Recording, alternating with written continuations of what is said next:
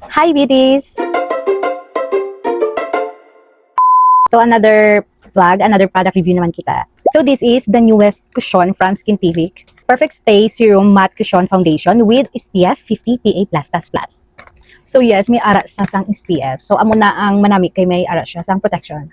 And this is actually my first time using a cushion foundation.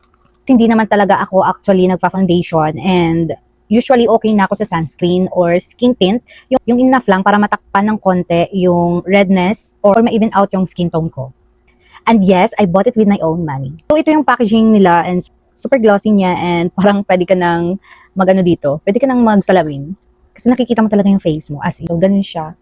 And based on the reviews I've seen, especially sa mga cushion products ni Skintific, so marami talagang nagsasabing the best yung product na to, and maganda siya. So today malalaman natin if totoo talaga yung sinasabi nila and yung height. And of course, for today's video ay mag-honest review tayo. So ito yung mismong cushion, and then when you open this one, meron na siyang mirror na kasama, and then meron ding puff. So yung maganda dito is separated siya, and hindi niya mami-mix club yung foundation sa loob kasi meron nang lagay yung puff dito. Ay, and ito yung pinaka cushion talaga. So kinuha ko na yung ano yung tawag dito, yung cover niya dito, and ito yung kanyang laman. And so the reason why I bought this cushion, kasi may lakad kami ng family ko and we're going to beach. So syempre gusto ko pa rin namang maging fresh kahit nasa dagat. Charot.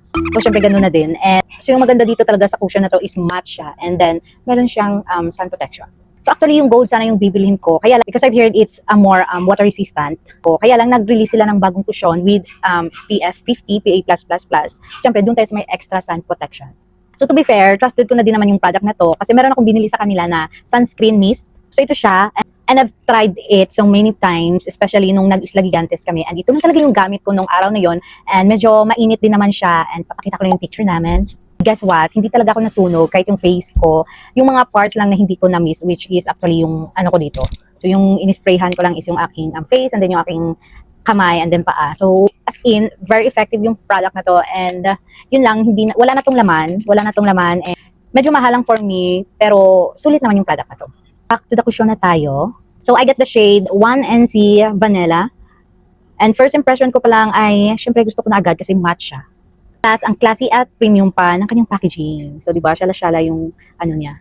For reference, I have combination skin, so oily ako sa T-zone, pero normal to dry sa ibang areas ng face ko. That's why excited din ako makita kung okay ba siya sa skin type ko ang matte. But I love matte products. Ayoko kasi sa face ko na malagkit, and then ano lang, basta ayoko na malagkit sa face ko. So nagpa-powder talaga ako if kahit na yung product na yun is hindi na pwedeng powderan. So now let's apply it and see kung maganda talaga yung coverage. So ayan, wala pa akong nilagay na sunscreen dito or anything sa face ko. So ayan, iano ko lang siya. So ito siya sa hand. So ayan, tugma na siya sa aking shade kasi pupunta na ako ng Watson, and syempre tinignan ko muna yung shade ko kasi ang mahal nito, and pag hindi naman siya exact sa shade ko, ay syempre ano naman, sayang naman yung product kasi personally ako yung gagamit. So ayan, kontiin lang natin kasi ayaw ko naman ng talagang kadaming foundation. So ayan, nakikita niyo naman yung face ko. Marami siyang blanchet, so ayan, matatakpan. Uy ah. So, pwede lang yung product na nilagay ko, and then in fairness ha, hindi siya mabigat sa skin. So kung ayaw nyo naman sa matte na matte talaga, maganda lang kayo, mag-spray lang kayo ng hydrating serum, like yung kanilang serum din, serum mist, hydrating mist, basta ganun. Subukan ko lang siya muna dito sa side ng face ko. So ayan, ito siya on my other side of my face. So ayan, ika-close up ko kayo, ilalapit ko kayo, charit. So ayan, ika-close up ko kayo, and then ito siya, ito yung walang product, and then ito yung meron.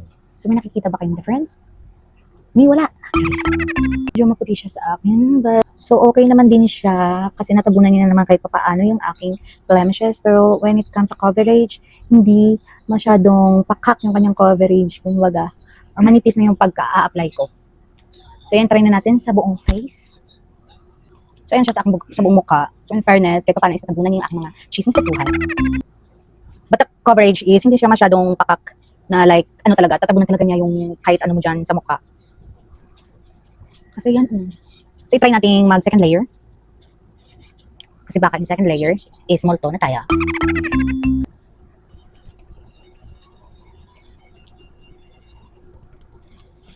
So, yan siya. And parang iinit. So, wala naman siyang lagkit na feeling.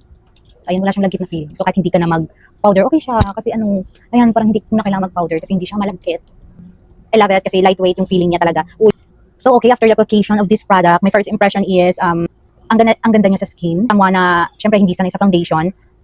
So, nagustuhan ko naman yung kanyang finish, kahit na yung coverage niya is hindi super pakaka. But I love the finish of this product. Matte na matte siya, and then hindi mo na kailangan mag-powder pa. So, kahit paano ay natakpan niya yung redness at ilang minor imperfection ko without looking heavy. So, ayan, very lightweight lang siya. Hindi rin siya mukhang cakey, kahit na hindi ako nag-skin prep. So, kahit hindi ako naka-skin prep, okay siya sa skin ko. And very lightweight lang talaga yung feeling. So, I love this product. As naman sa textured combination skin ko, nagustuhan ko rin yung matte siya, pero hindi naman mukhang dry and flat sa akin, Fresh pa rin siya tignan and very comfortable lang siya as in. I love it kasi wala talagang lagkit. So, sulit yung pagbili ko nito kasi ang mahal nito ha. So far, pasado siya sa first impression. Ngayon, tignan natin if kaya niyang i-survive yung sana mainit, yung lakad namin and pawis at buong beach trip namin. So, ito yung gagamitin ko sa buong beach trip namin. Babalikan ko kayo after ng beach trip namin. So, after ng beach trip namin. So, yun lang, Giddies. Thank you for watching and sana meron kayong natutunan.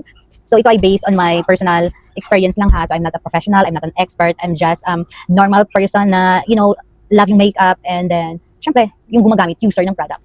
Pero kung man so, thank you so much. Bye!